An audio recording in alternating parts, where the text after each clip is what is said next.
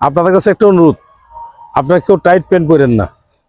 যদি tight pant পরেন আপনার লিঙ্গ ছোট হবে, বাতাস তো ঢুকতে পারে না।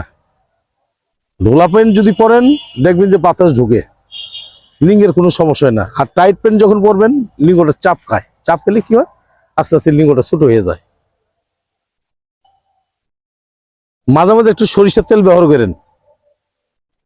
আমরা তো আজকাল দাদা সরিষার তেল খাই না, শরীরে দেয় না। সরিষার তেল ব্যবহার করলে নাকি শরীর কালো হয়ে যায়।